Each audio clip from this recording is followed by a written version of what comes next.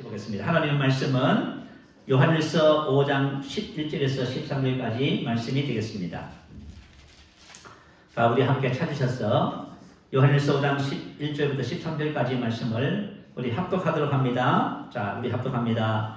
또 증거는 이것이니 하나님이 우리에게 영생을 주신 것과 이 생명이 그의 아들 안에 있는 그것이니라. 아들이 있는 자에게는 생명이 있고 하나님의 아들이 없는 자에게는 생명이 없느니라. 내가 하나님의 아들의 이름을 믿는 너희에게 이것을 쓰는 것은 너희로 하여금 너희에게 영생이 있음을 알게 하려 합니다. 아멘. 자, 우리 성경 마가복음 1장 1절에 보면은 이렇게 시작합니다. 하나님의 아들 예수 그리스도 복음의 시작이라 이렇게 시작합니다. 이 복음은 요한계시온이라 하지요. 이 말씀은 듣는 사람들의 심령을 기쁨으로 뛰게 만들어주는 기쁜 소식 또는 좋은 소식을 말해요. 그래서 복음을 들으면 어떻게 된다고요? 심령이 기쁨으로 뛰게 만들어요. 근데 만약에 저가 이런 복음을 들었는데 별로 기쁘지 않는데요. 이 복음을 정확하게 몰라서 그럴까요? 어쨌든 복음은 어떤 뜻이냐면 내가 복음을 들으면 내 심령이 기뻐져요. 왜냐하면 너무 좋은 소식이라서. 그래서 복음은 하나님의 아들 예수 그리스도 복음의 시작을 했지요. 복음은 다른 것이 아니라 바로 하나님의 아들 예수 그리스도가 복음입니다. 그리고 복음의 대상은 온 세상이에요. 자, 하나님이 세상을 이처럼 사랑하사 독생자를 주셨으니, 자, 온 세상이지요. 이 복음은 온 세상 사람들에게 기쁜 소식으로 전해졌어요. 그런데 그죠? 이 기쁜 소식이 뭐냐면 그를 믿는 자마다 멸망치 않고 영생을 얻는 것입니다. 영생은 하나님의 생명을 얻는 거예요. 근데 만약 오늘 저와 여러분이 이 복음을 다시 함께 나누면서 나에게 생명이 있음을 알게 되어지면 당연히 삶이 바뀌게 되겠지요. 여러분 상상해 보세요. 나에게 생명이 있는데 하나님의 생명이 있다는데 삶이 안 바뀐다는 것은 생명이 있음을 모른다는 뜻이 되겠지요. 근데 이 복음이 얼마나 오랫동안 기다리면서 그죠? 우리가 기대했던 복음이냐면 자, 성경 창세기 3장 15절 말씀 보세요. 사람이 타락하고 난 다음에 죽었다고 하지요. 여자의 후손에 대한 약속을 주십니다. 그래서 성경의 전 역사는 뭐예요? 여자의 후손이 오신다는 거예요. 그래서 성경의 전체 말라기까지 그가 오신다 그 말이에요. 예수님이 오신다. 여자의 후손 그가 오신다. 그가 오시면은 세상을 인류를 구원할 것이다 그 말이에요. 자, 그래서 구약 성경이 끝이 나고 난 다음에 300년, 400년입니까? 암흑 시대가 시기라지요. 400년은 긴 시간이 공백기간이 있습니다. 그리고 마침내 때가 되어서 하나님의 아들 예수 그리스도 복음이 시작된 거예요. 복음은 예수님을 통해서 시작되는 거예요. 예수님이 오시지 않으면 복음이 시작이 안 되는 거예요. 자, 그러면 복음 중에 복음이 뭐예요? 그를 믿는 자마다 멸망치 않고 영생을 얻는 것입니다. 복음을 믿는 자는 영생을 얻어요. 자, 여러분 이제 오늘 제가 하나 질문을 하나 해드리고 싶어요. 자, 어떠세요, 여러분? 여러분이 복음을 듣고 복음이 나의 것이 되었습니까? 그게 중요하지요. 뭐 복음을 아무리 들어도 내 것이 안 되면 소용없잖아요, 여러분. 그래서 저와 여러분의 복음이 나에게 복음이 되어야만 합니다. 그 복음이 나에게 복음이 되었어. 내가 하나님께서 말씀하신 그대로 그죠? 축복을 받는 그런 인생이 되어야 되겠지요. 자, 오늘 본문 11절 12절 말씀을 한번 보세요. 이 말씀의 핵심이 뭐지요? 바로 영생 생명이라고 하는 것이지요. 이 세 절 속에서 영생 생명이 5번 기록됐어요. 그리고 하나님의 아들이 4번 기록되어 있고요. 그래서 하나님의 아들이 있는 자는 생명이 있고 하나님의 아들이 없는 자는 생명이 없습니다. 여러분 예수를 믿고 여러분의 핵심이 뭔가요? 하나님의 아들을 통해서 영생을 얻었다는 거예요, 여러분. 이게 복음 중에 복음이다 그 말이에요. 이게 기쁜 소식이란 말이에요, 여러분. 나에게 생명이 있습니다. 자, 영생이 복음인 이유가 뭘까요? 영생, 생명은 조에라예요. 이건 하나님의 생명을 말합니다. 우리 가끔 TV에 보면은 강아지하고 사자가 어릴 적에 같이 뛰어노는 것을 볼 수 있어요. 얼마 전인가요? 에버랜드에서 호랑이 중에서 백호가 있어요. 백호. 흰 호랑이. 백호 새끼를 낳았습니다. 근데 강아지하고 같이 뛰어놀고 우유 먹고 막 자라는 거예요. 그걸 TV에서 보여줬어요. 자, 어릴 적에는 같이 뛰어놀지만 어느 정도 성장이 되면 같이 놀고 그렇게 할 수 있나요? 불가능해요. 왜냐하면 강아지는 성장해서 개가 되면서 개의 본성을 나타내요. 그리고 사자는 성장하면 사자의 본성이 나타나지요. 호랑이도 똑같아요. 호랑이도 성장하면 호랑이의 본성을 나타내는 거예요. 그리고 만약에 강아지가 노력한다 해가지고 사자가 될 수 있나요? 불가능하지 않되지요. 그래서 이 생명이 중요한 거예요. 어떤 생명을 가졌냐에 따라서 삶이 결정되는 것이에요. 자, 어떤 생명을 가지고 있나요? 하나님께서 나에게 하나님의 생명을 주셨다. 봐요, 여러분. 놀라운 거지, 이거는. 그죠? 하나님의 생명을 나에게 주셨다는 말은 무슨 뜻이에요? 내가 이 땅에 하나님처럼 살 수 있다 그 말이잖아요. 하나님의 생명이 뭐예요, 여러분? 하나님을 하나님 되게 하는 생명이에요. 하나님께서 하나님의 이유가 뭐예요? 사자가 된 이유가 뭐지요? 사자의 생명을 갖고 있기 때문에 그래요. 왜 호랑이가 호랑이에요? 호랑이 생명 때문에 그러지요. 강아지는 아무리 뛰어봐야 개밖에 될 수 없습니다. 이게 생명의 원리라고 하는 것이에요, 여러분. 예수님은 분명히 이 땅에 뭘 오셨어요? 사람으로 오셨지요. 근데 무슨 생명을 갖고 있었어요? 하나님의 생명을 갖고 오셨단 말입니다. 그래서 하나님처럼 사신 거예요, 여러분. 요한복음 5장 26절 올려주세요. 시작.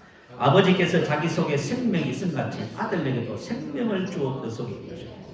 아버지께서 자기 속에 생명 초이 하나님의 생명이죠, 당연히. 근데 예수님에게 뭘 주셨다고요? 이 생명을 주신 거예요. 그럼 우리에게는 뭘 줬어요?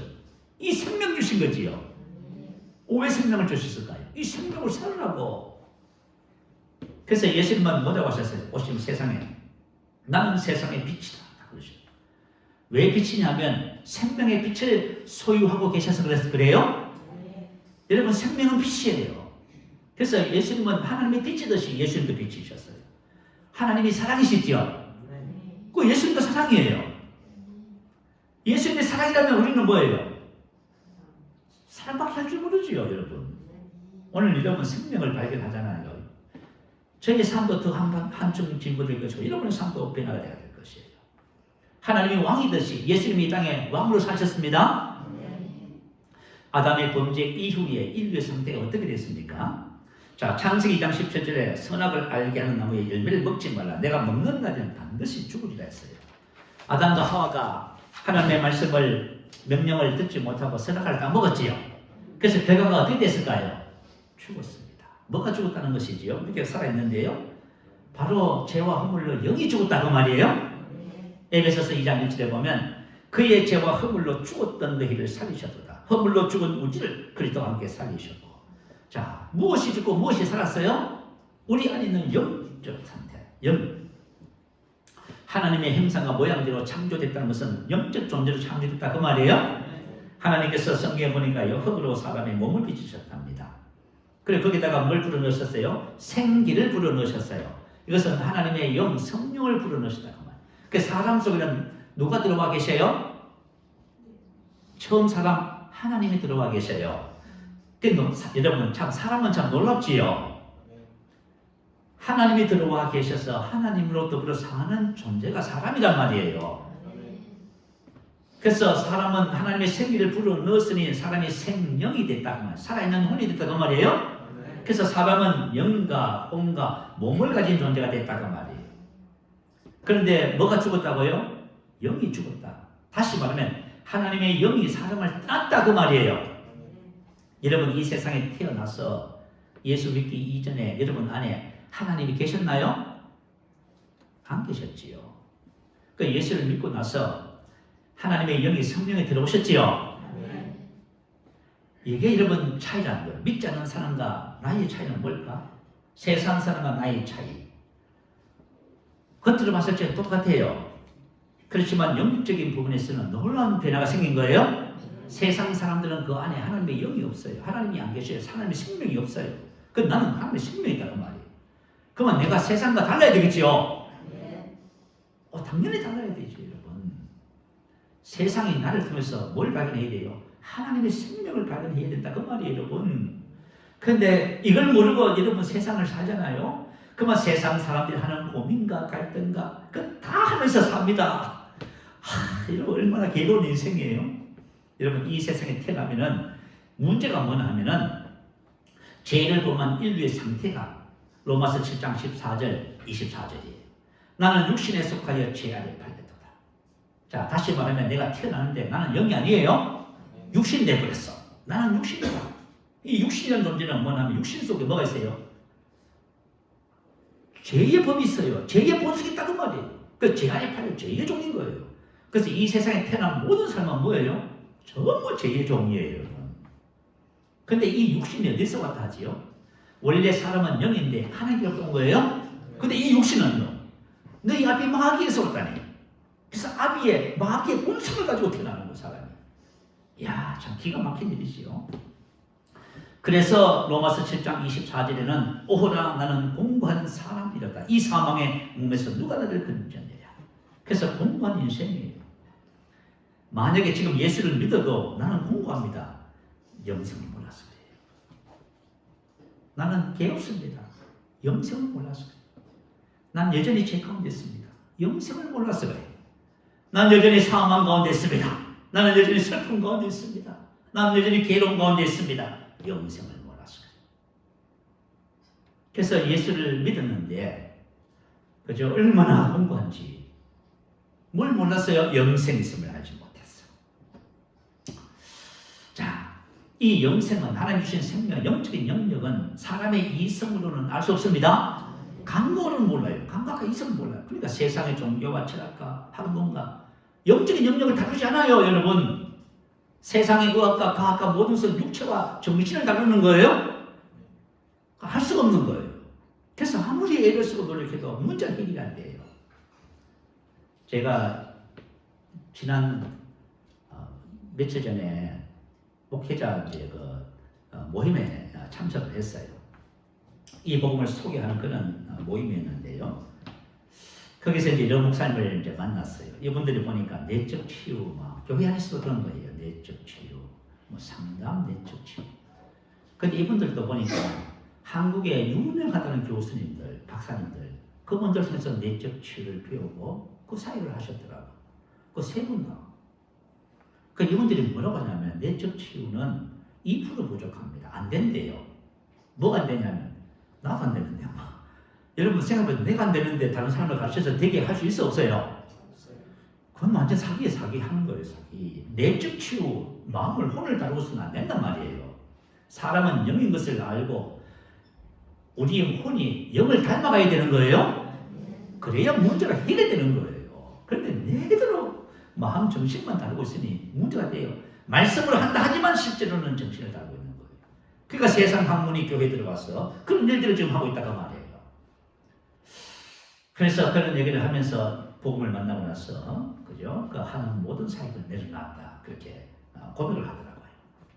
그래서 세상의 그 어떤 것도 인간의 문제를 해결하지 못합니다. 그건 영적인 영역이기 때문에 못하는 거예요. 자, 그래서 기독교를 계시 종교를 하지요. 계시 종교가 무슨 뜻이냐 하면은 위에서부터 아래 이런 뜻이에요. 위에서 가르쳐 주시면 계시의 조용한 알게 되는 영역이다 그 말이에요. 인간은 영적인 존재이기 때문에 영이신 하나님께서 계시의 조용만 알 수 있는 거예요. 그래서 성경이 얼마나 중요한지 몰라요. 그리고 철학은 뭐예요? 아래서부터 위예요. 구조가 그래요. 아래서 생각하고 묵상하고 연구해서 위를 찾아가는 거예요. 그래서 위대한 유명한 철학자들은 묵상하다가 어떻게 돼요? 다 정신적으로 미쳐버려요. 여러분 한번 찾아봐. 자, 지금 우리가 알고 있는 그런 유명한 철학자들이 어떻게 되는지 인생의 마지막이 미치든지 자살하든지 둘 중 하나예요. 왜냐하면 답을 못 찾는 거예요. 그러니까 이 세상의 그 어떤 것도 인간의 문제에 대한 답을 찾지 못합니다. 그런데 하나님은 정확하게 하시고 뭐예요? 생명을 딱 줘서 문제를 딱 해결해 놓으신 거예요. 여러분 오늘 이거 발견하시기 바래요. 오늘 제가 이렇게 말씀을 들었음에도 불구하고 모르겠는데요 하시거든. 일주일 동안 한 100번 들어보세요. 오늘 설교 유튜브로 나가면 아시겠죠? 그러면 여러분 귀가 열릴 거예요. 분명히. 자, 예수님께서 이 세상에 오신 목적 오늘 본문 말씀이에요. 그죠? 본문 말씀. 요한복음 5장 39절. 너희가 성경에서 영생을 얻는 줄 생각하고 성경을 연구하니와 이 성경이 곧 내게 대하여 증언한 것이다. 하나님께서 왜 성경을 주셨냐면 영생을 주시려고 성경을 주려고 한 거예요. 성경의 목적은 딱 하나예요. 하나님의 생명 주는 거예요. 왜냐하면 생명을 잃어버려서 그런 거예요. 그래서 예수님이 바로 생명 주신 분이에요. 그러나 너희가 영생을 얻기 위해 내게 오기를 원하지 않느냐도다. 당시 유대인들이 그랬다고 말이에요. 자, 5장 24절 내가 진실로 너희에게 이르노니 내 말을 듣고 또 나 보내신 이를 믿는 자는 영생을 얻었고 심판에 이르지 아니하나니 사망에서 생명으로 옮겼느니라. 아멘. 영생을 가진 사람은 더 이상 심판받지 않습니다. 여러분, 하나님의 생명을 가졌는데 하나님의 아들이 어떻게 심판을 받아요? 불가능하지요. 내가 온 것은 양으로 생명을 얻게 하고 기록된 바 첫사람 아담은 생명이 되었다 함과 같이 마지막 아담 예수님의 말이에요. 살려주는 영이 되신다니 살려주는 무엇에 생명을 주다. 자, 예수님은 이 땅에 생명을 주러 오신 것입니다. 십자가에서 죽으시고 부활하셨어요. 왜요? 생명을 주시려고. 자, 그러면은 왜 생명을 주셨을까요? 생각해봐. 여러분, 이 생명을 주시려고 어떤 일이 벌어졌어요? 하나님께서 4,000년을 준비했어요. 여러분 한번 생각해봐. 여러분이 무슨 일을 계획하고 일을 성취시킬 적에 몇 년이 필요합니까? 하나님은 이것을 이루기 위해서 4,000년이 필요했답니다. 4,000년의 시간이 필요했고요. 예수님께서 인간이 되셔서 하나님이 인간이 되셔서 오셔서 우리의 죄와 저주를 대신 짊어지시고 죽어서 내가 받아야 할 모든 심판을 지옥에 가셔서 다 받으셨네. 그리고 부활하셔서 부활 생명을 주신 거예요. 이 생명이 그냥 온 것은 아닙니다. 아마 이제 우리가 신앙생활 하다가 이 하나님의 사랑을 발견하면요, 여러분이 그죠? 펑펑 울어요. 하나님이 나를 이렇게 사랑하시는구나. 그 이걸 경험하지 못하신 분들은 한 주간 동안 십자가와 부활을 묵상하세요. 그래서 하나님의 사랑이 뭔지 여러분 깨닫게 되시기 바래요. 그죠? 나를 이처럼 사랑하셨구나. 왜 생명을 주셨겠어요? 자, 새 생명 가운데 행하게 하려 합니다. 그 말이에요. 로마서 6장 4절 말씀. 새 생명 가운데, 새 생명 안에서 행하게 베리파테오. 이 말은 생명이, 너희 안에 있는 생명이 너를 지배해서 너가 생명으로 사는 삶. 여러분, 우리 안에 있는 생명이 있는데요, 생명이 우리를 지배 안 해요. 그래서 생명으로 못 사는 것 뿐이에요. 생명이 없는 것이 아니에요. 있어요. 있는데 생명이 나를 지배해야 내가 생명으로 살게 되는 거예요. 그런데 우리가 만약에 예수를 믿었는데 하나님께서 나에게 주신 것이 최고의 축복의 생명인데 난 생명을 몰라. 그래서 내 나름대로 열심히 살아요. 그럼 절망하는 거예요. 여러분이 신앙생활을 대충 해서 절망 안 하지. 열심히 한번 해봐. 열심히 하면 여러분 예수 떠나요. 왜냐하면 해도 안 되거든. 해도 안 되네 이게. 왜 안 되냐면 생명이 있음을 몰라서 그런 거예요. 야, 우리가 만약에 하나님께서 성경 전체를 통해서 생명을 주신다고 했는데 여러분이 귀가 닫혀서 생명이 뭔지 하고 있으면 어떻게 될 거예요? 오늘 여러분 귀가 열려서 하나님께서 주신 생명, 영생을 발견합니다. 율법과 복음의 차이에 대해서 설명을 해드릴게요. 구약 성경에 율법이 기록되어 있어요. 율법은 하나님께서 모세를 통해서 이스라엘에게 주신 생활과 행위의 규범을 말이에요. 그래서 한 랍비가 이 율법을 총정리했더니 613가지. 여러분 613가지 율법이 지켜야 할 율법이. 그런데 그죠? 하지 마라가 365가지예요. 하나는 248가지예요. 그런데 이 율법은 죄의 본성을 가진 사람에게 주신 거예요. 잘 들어요. 로마서 7장 14절에 보면 우리가 율법은 신령한 줄 알거니와 나는 육신에 속하여 죄 아래 팔려도다. 자, 율법은 뭐예요? 신령한 하나님이 주신 영적인 거예요. 율법은 좋은 거예요? 율법은 하나님의 의를 말해요. 율법을 잘 지키면 사랑의 삶이 돼요. 율법은 신령한 줄 알거면 하나님의 율법을 나에게 주셨지만 나는 뭐예요? 육신이다 그 말이에요. 그리고 죄의 본성을 가지고 있다 그 말이에요. 여러분 생각해봐요. 하나님이 그 좋은 율법을 주셨는데 나는 죄의 본성을 가진 육신이네. 그러면 어떻게 되겠어요, 여러분? 그래서 절망하는 거예요. 영생을 모르고 하나님의 말씀을 알기 시작하면 여러분 다 절망해버려요. 다 망하는 거예요. 죄책감 정죄가. 우리 어떤 한 목사님이 하여튼 시간적으로 좀 지금은 모르겠대요. 하여튼 옛날에 목회를 하시면서 정신병원에 신방을 간 적이 있었대요. 가서 보니까 정신병원에 절반 이상이 그리스도인이래요. 놀랬대요. 왜 그래요? 세상 사람들은 그냥 그죠. 잘못해도 술 한잔 먹고 뭐 억울한 일 있어도 풀어버려요. 그냥. 근데 예수 믿는 사람은 풀지도 못해. 그거 안고 사는 거예요. 그 정신이 병든 거예요. 심각한 거예요. 이거. 그래서 로마서 3장 29절에 3장 9절에 유대인이나 헬라인이나 다 제 아래 있다고 이미 선언하였노니. 그러니까 유대 율법을 받은 유대인도 이방인도 전부 다 죄인이에요. 왜냐하면 율법은 죄의 본성을 가진 사람에게 준 거예요. 그러므로 율법의 행위로 그의 앞에 의롭다 하심을 얻을 육체가 없나니 율법으로는 죄를 깨달음이라. 그러니까 하나님께서 왜 율법을 주셨냐면 죄가 무엇인지를 가르쳐 주기 위해서.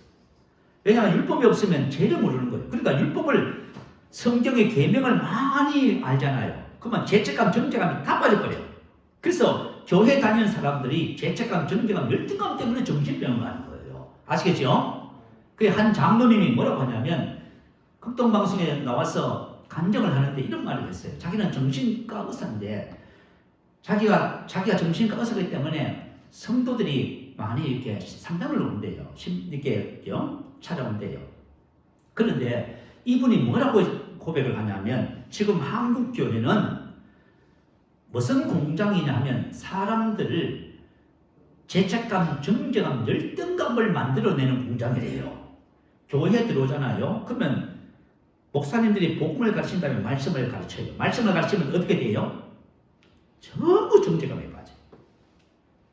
그런데 우리는 여러분들 대충 신앙생활 하는 사람은 안 빠집니다. 열심히 하면 돼요. 여러분 만약에 지금까지 교회 다니면서 난 죄책감, 정죄감 모릅니다. 여러분 대충 하고 있다는 뜻이에요. 열심히 하면 절망해요. 사랑하라고 하지. 지금 남편은 말이죠. 난 남편 때문에 죽겠는데 남편을 사랑하라네. 근데 사랑할 수 있는 힘도 없는데 생명을 알아야 그냥 사랑이 나타나는 거예요. 그 불가능한 것을 가르치는 거예요. 지금 사랑하라, 기뻐하라, 감사하라. 목사님들이 다 복음을 가르친대요. 그런데 다 절망해요. 왜 절망해요? 못하는 것을 가르치는 거예요. 그러나 생명을 알면은 율법의 요구가 이루어지게 되는 거예요. 하나님이 율법을 왜 주셨냐면 죄인에게 죄가 무엇인지를 가르쳐주고 너가 이 죄를 지면 심판받는 거야, 저주받는 거야. 그래서 죄를 짓지 말고 하나님 복을 받으러 주신 거예요. 율법이에요. 그래서 율법은 사람을 구원할 수가 없어요. 율법은 사람을 죄에서 구원하지 못해요. 그래서 율법을 여러분이 말씀을 아무리 말씀대로 살아도 구원받지 못해요. 사망의 법에서 해결되지 못해요. 인생의 문제에서 못 빠져나와요. 그러니까 예수를 믿어도 문제 투성인 거예요, 여러분. 오히려 안 믿는 사람들보다 문제가 더 많아요. 그게 바로 제2의 법, 사망의 법이라고 하는 거예요. 그리고 죄책감, 정죄감, 열등감에서 못 벗어나요. 이게 모든 문제가 어디서 왔냐면 복음에 대해서 하나님이 주신 것이 생명이라고 하는 사실을 발견하지 못해서 그래요. 자, 로마서 8장 3절은 이렇게 기록해요. 율법이 육신으로 말미암아 연약하게 할 수 없는 것을 하나님만 하시나니. 율법은 좋은 것이지만 우리는 육신이다 그 말이에요. 그 율법은 육신의 문제 해결 못해요. 그래서 사람을 죄와 사망과 정죄에서 구원하지 못해요. 근데 하나님은 하시는 거예요. 하나님이 어떻게 하셨다고요? 예수님을 통해서. 그게 했다는 거예요, 여러분. 근데 혹시 여러분들 신앙생활 하면서 혹시 여러분의 마인드가 복음적 마인드입니까? 율법적 마인드입니까? 여러분이 복음적 마인드면 사람을 전부 살려요. 근데 율법적인 마인드면 사람을 다 죽여요. 왜냐하면 골로새 3장 6절에 율법 조문은 죽이는 것이요 영은 살리는 거예요. 다시 말하면 율법 조문, 율법적 마인드를 가지고 있으면 자꾸 비난하고 판단해요. 자꾸 뭘 잘하나 못하나 그거 쳐다보는 거예요. 그 잔소리 자꾸 하는 거예요. 여러분 누가 뭘 잘못했다고 금방 그죠? 기분 나빠하고 하잖아요. 그거 전부 율법적 마인드 가져서 그래요. 근데 복음적 마인드를 가지면, 사랑의 마인드를 가지면 전부 다 수용하고 용납하는 거예요. 그런데 우리 그리스도인들이 대체적으로 교회 다니는 사람들은 대부분이 율법적 마인드를 갖고 있어. 어떻게 해서 배웠는지 모르겠어요. 분명히 생명을 가르치는데 이상하게 마인드는 율법적 마인드예요. 자, 오늘 저와 여러분 복음을 알고 율법적 마인드를 다 버립니다. 율법적 마인드는 우리 부모, 형제, 자매, 이웃 사람들이 뭘 잘못했다고 지적하고 판단하고 하지 않아요, 여러분. 그거는 율법의 역할이 아시겠죠? 율법의 역할이 우리 속에 찌들었어요. 그래서 우리는 생각만 하면 판단하고 비난하고 정죄하고 판단해야 돼요. 이런 것이 장구하고 있다고 말이에요. 자, 복음은 무슨 뜻이냐? 복음은 본성을 바꾸는 거예요. 그래서 복음을 알면 자유해지는 거예요.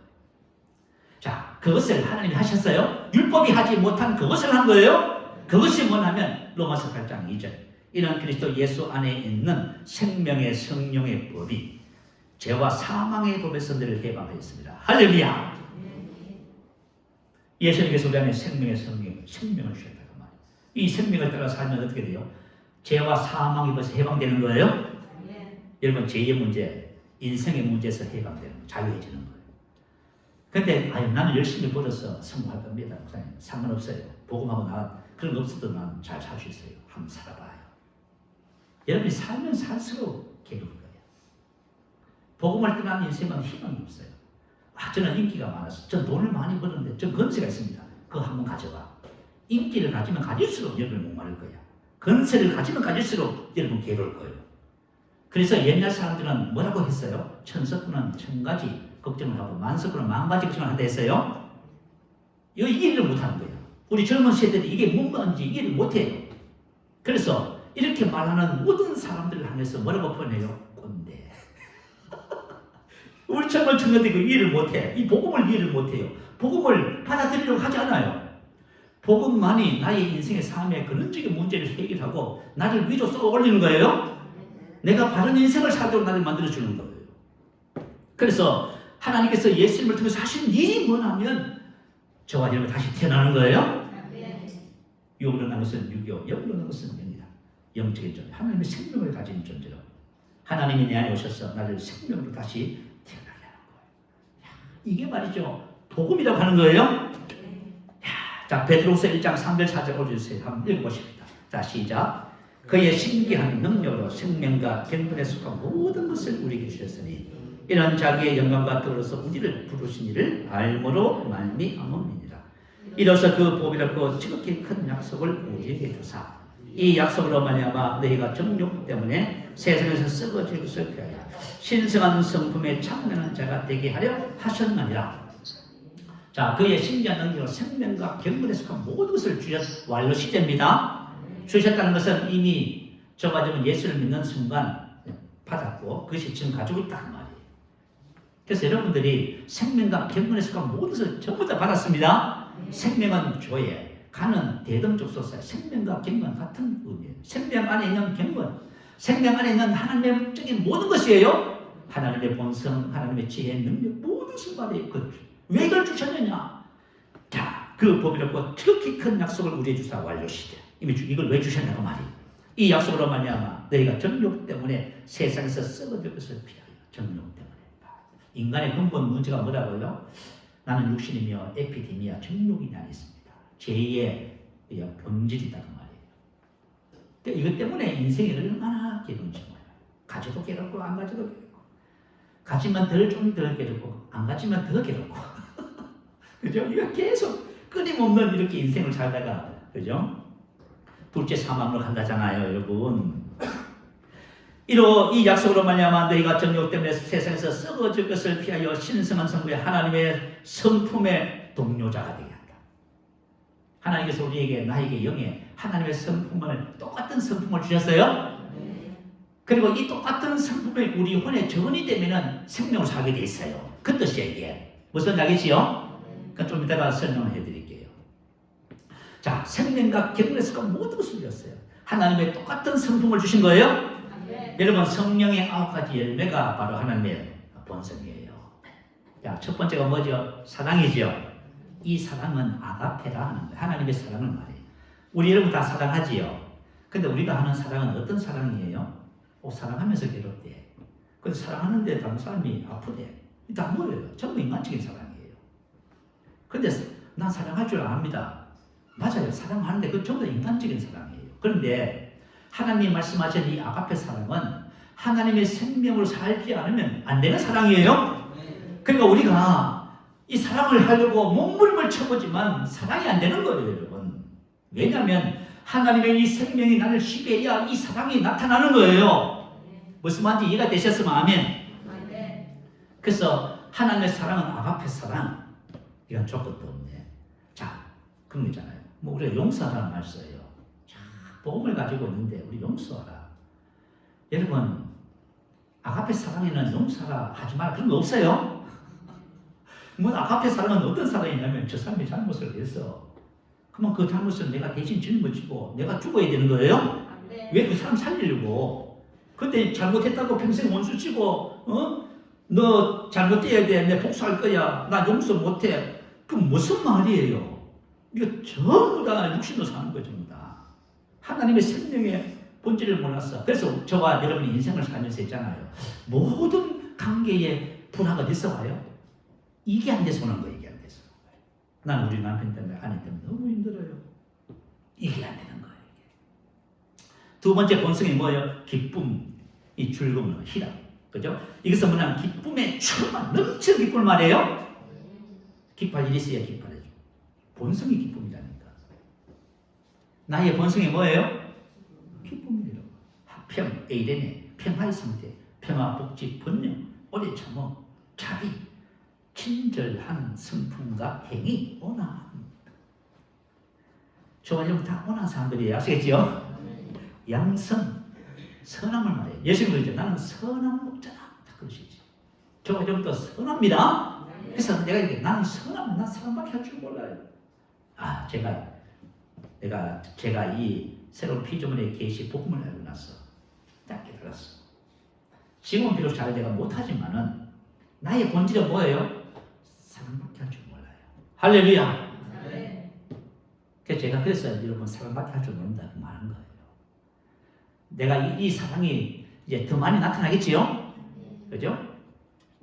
그 충성, 이건 믿음을 말해요. 피스티스, 믿음.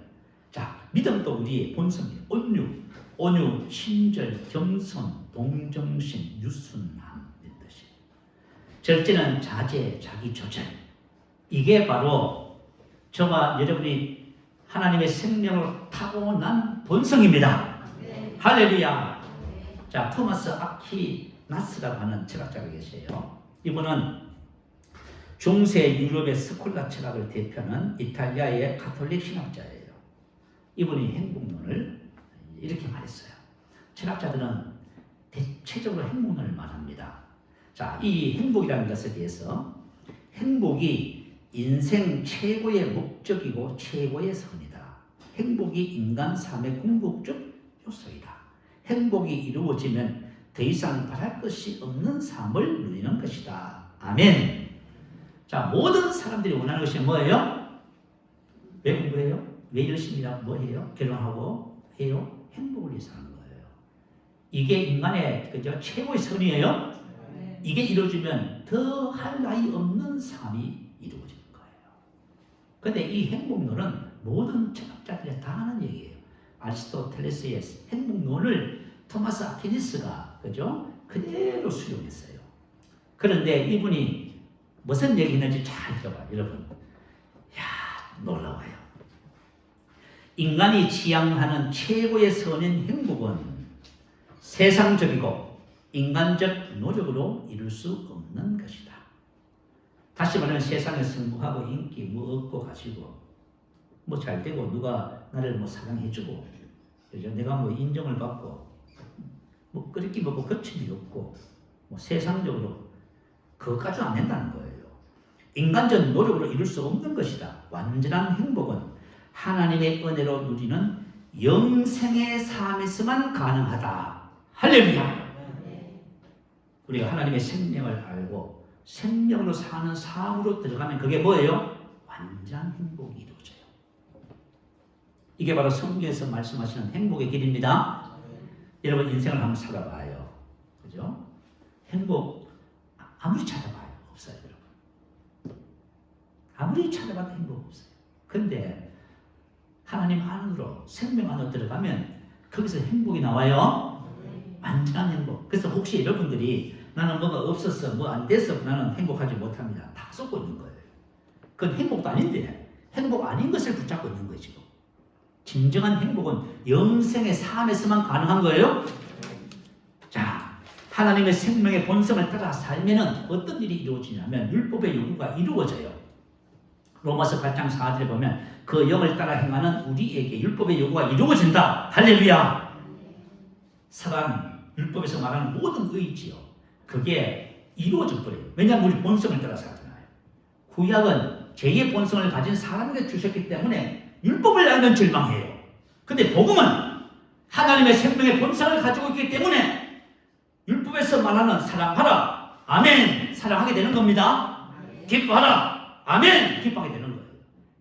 하나님께서 우리에게 주신 것이 뭐라고요? 본성. 자, 그렇다면은 하나님의 아들의 삶을 사는 원리에 대해서 우리가 이제 마지막으로 나눌게요. 자, 어떻게 하면 하나님의 아들로서 영생을 가지고 있는 이게 살 것인가? 자, 첫 번째, 영생이성을 알아야만 합니다. 오늘 본문 말씀이에요. 사도 바울이 요한복음부터 시작해서 계속 생명만 얘기해요. 사도 요한은 96세까지 살면서, 그죠? 90년 이후에 요한복음과 요한 1, 2, 3서를 기록했어요. 그러니까 예수님을 통해서 생명을 얻고 많은 삶을 이 은혜 안에서 살다가 이제 마지막으로 이 복음을 기록한 거예요. 그러면 기독교의 복음 중에 복음이 뭐라고요? 생명. 할렐루야. 그럼 이 생명을 어떻게 살아낼 것인가? 영생성을 알아야 돼요. 하나님의 생명과 본성의 능력으로 살 때만 가능한 삶이 아들의 삶입니다. 혹시 여러분 열심히 부족해서 나는 타고난 천성이 어때서 다 틀렸어요. 그거하고 아무 상관없어요. 하나님의 아들로 사는 삶은 영생이성을 알아야 가능한 삶이에요. 자, 우리가 정보에 아는 것의 중요성에 대해서 좀 나눌게요. 아는 것의 중요성. 자, 여러분이 지금 정보를 제공받고 있는 거예요. 여러분, 우리가 성경을 봐도 참 희한해요. 아니, 성경을 보는데 어떤 사람은 성경을 아무리 봐도 성경이 뭐라고 말하는지 모르고 있는 거예요. 그래서 우리가 바른 정보를 제공받아야 돼요. 왜 그래요? 바른 정보를 제공받지 않으면 바른 삶을 살 수가 없어요. 여러분들이 바른 정보를 제공을 받으셔야 돼요. 그래야만 바른 정보가 있어야 그 삶을 적용할 수 있기 때문에 그런 거예요.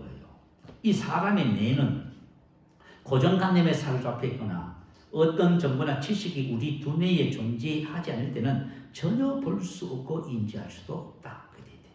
사람의 뇌의 특징이에요. 그래서 어떤 정보를 접하고 생각함에 따라서 뇌세포가 바뀌고 유전자가 바뀌는, 다시 말해 삶이 바뀌는 거예요. 그래서 저와 여러분은 바른 정보를 제공받아서 그 정보를 주기적으로 체계적으로 반복적으로 생각을 하면은 요 정보가 우리 잠재의식에 들어와요. 이 정보가 잠재의식에 들어와서 저와 여러분 습관이 돼요. 삶이 돼. 바른 정보를 받아서 우리 말씀 고백하고 영으로 기도하잖아요. 그게 바로 저와 여러분이 영생성을 알게 하는 원리예요. 그걸 하는 사람은 다 되게 돼 있어. 그것을 중간에서 포기하지 않고 지속적으로 하면은 계시가 계속 증가돼. 조금 은혜 받았다고 그만두면 안 돼. 자, 하나님께서 주신 생명과 영생은 계시가 증가되면서 풍성한 삶이 계속 증가되는 거예요. 그런데 우리 사람에게 있어서 하나님께서 말씀하시는 복음의 바른 정보를 받아들이지 못하게 하는 고정관념이라는 것이 있어요. 자, 고정관념이 뭐냐면 사람들의 행동을 결정하는 잘 변하지 않는 굳은 생각, 또 지나치게 당연한 것처럼 알려진 생각, 이게 딱 고정관념이에요. 고정관념을 딱 갖고 있는 사람은 제가 아무리 말해도 그죠? 듣고 말아버려요. 왜냐하면 정보를 내 것을 받아들이려고 하지 않아요. 정보를 받아들여서 옛 것을 버려야만 합니다. 바른 정보를 받아들이고 묵상할 때 여러분 안에 계신 성령님이 일을 하셔서 알게 하실 거예요. 여러분의 영생이 있음을 알고 영생에 대한 계시가 증가되면서 여러분이 실질적인 삶이 되는 거예요. 자, 두 번째, 이제 영생을 아는 거예요. 두 번째는 영생이 있음을 알 때 바른 선택을 할 수 있게 되는 거예요. 자, 로마서 8장 5절 6절 올려주세요. 자, 읽어보십니다. 자, 시작. 육신을 따르는 자는 육신의 일을, 영을 따르는 자는 영의 일을 생각하나니 육신의 생각은 사망이요 영의 생각은 생명과 평안이니라. 이건 선택에 관한 문제예요. 육신을 따르는 자는 육신의 그것을 생각하나니 프로 내오 생각하다 전념하다 무엇에 마음을 두다 뭐뭐하고 싶다.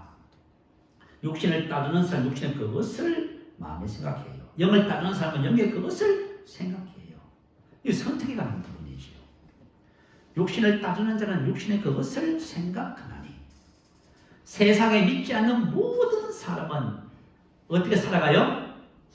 육신을 따라 살아가요. 세상 사람들이 살아가는 삶의 방식은 전부 육신이에요.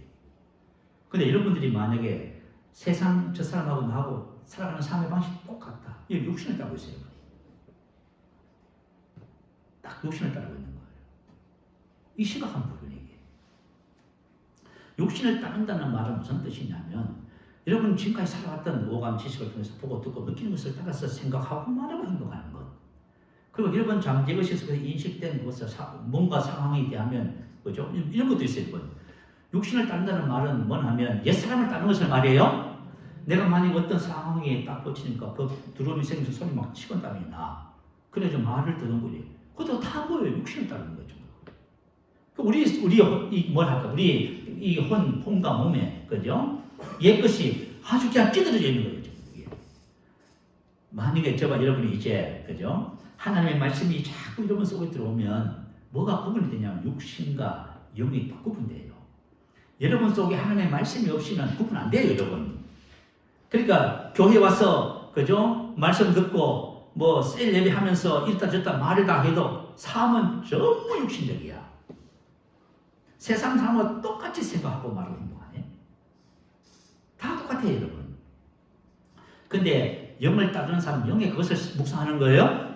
영은 뭐냐면 말씀을 따라 생각하고 말하고 행동하는 말씀을 따라 어떤 일이 딱 생겼어. 그러면 내 안에 있는 말씀이 나의 생각과 말과 행동을 지배하는 거예요. 네.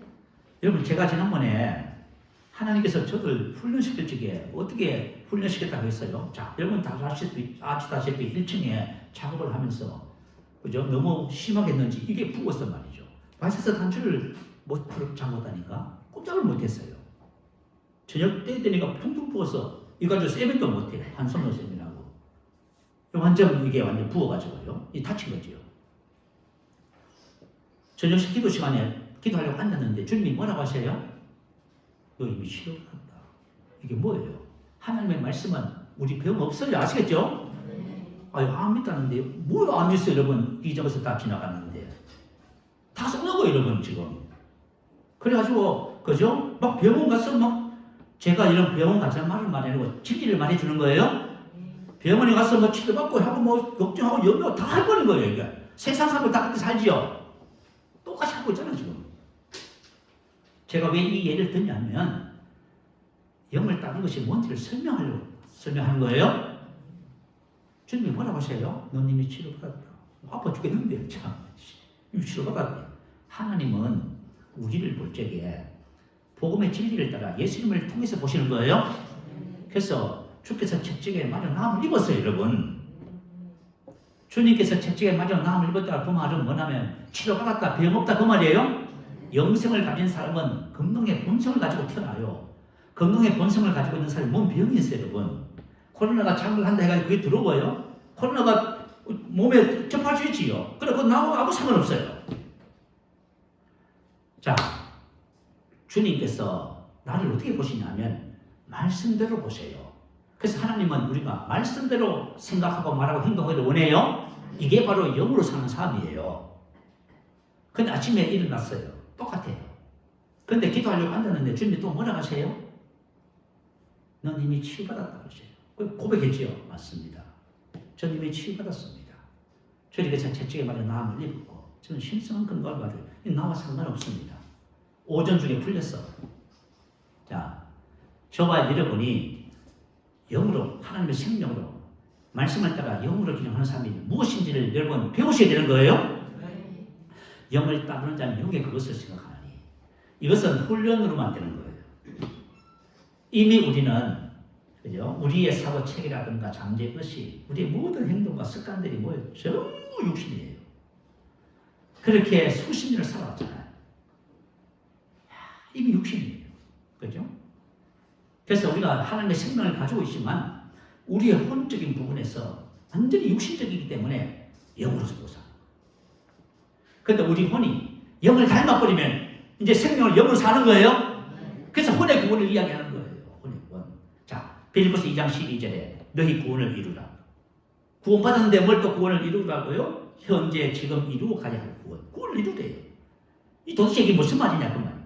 근데 이 구원을 이루면은 하나님의 흠없는 자비로 세상에서 그들 가운데 빛들로 나타나게 된다고 말이에요.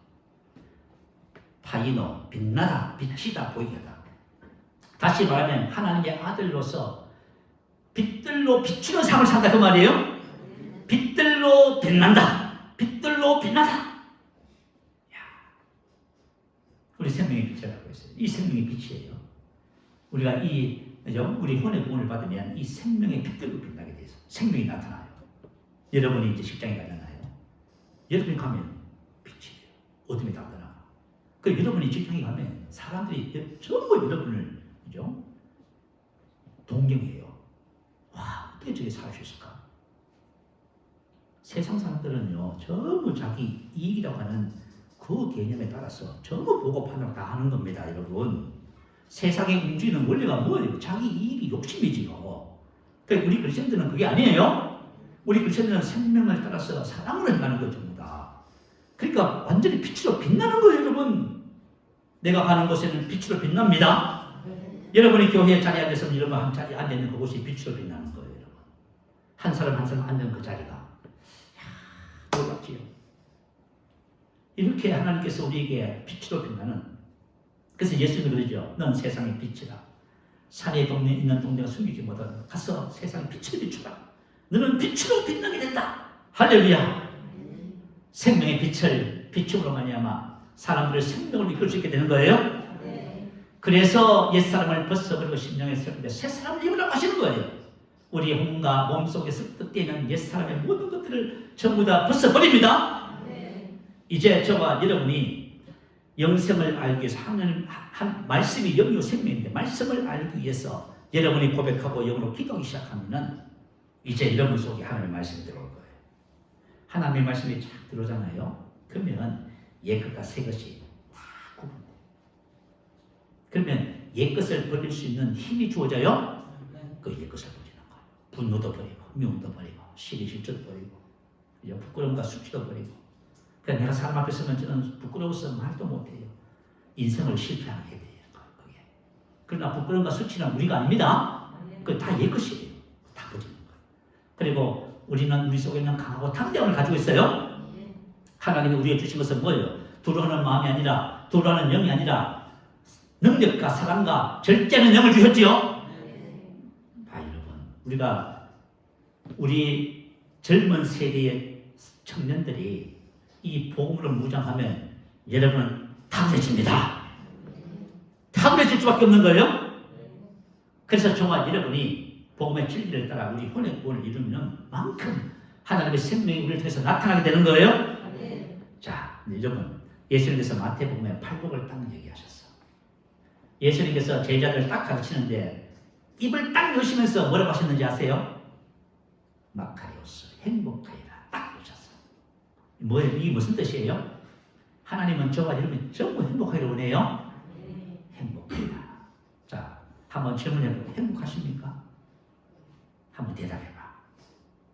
여러분 지금 행복하세요? 그럼 왜 행복하잖아요? 뭐 이렇게 저렇게 없었어. 뭐 여러 가지 이유 때문에. 성공하지 못했어. 가진 것이 없었어. 뭐가 어땠어. 다 틀렸어요. 팔복을 말씀하시면서 행복하리라 딱 그러셨어요. 그러면 행복이 무엇이냐? 팔복의 중심 주제는 인격이에요. 자, 우리가 새 사람을 입을 때 우리 인격의 변화가 되어지고 하나님의 생명을 사는 삶이 돼요. 그 토마스 아퀴나스 그분이 한 얘기가 똑같아요. 그래서 팔복의 중심 주제는 인격이고 행복은 어디서 나와요? 행복은 바로 하나님이 주시는 영생의 삶이 있습니다.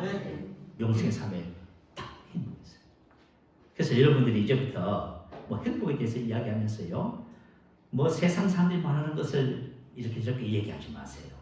행복은 그런 곳에 있지 않고 하나님께서 말씀해 주신 영생의 삶에 있습니다. 자, 오늘 기도하시면서 여러분 이걸 붙잡으세요. 그죠? 영생의 삶에 대해서, 영생에 대해서, 그리고 내가 어떻게 해야 하는 것이 영생의 삶을 사는 것인지 이걸 붙잡으시고 여러분 생활 속에서 매일 이 말씀을 적용해서 실천함으로 계속해서 생명이 나타나는 영향력이 커지는 은혜와 축복을 누리게 될 줄 믿습니다. 할렐루야. 우리 한번 부르시기도 합니다. 할렐루야. 주님을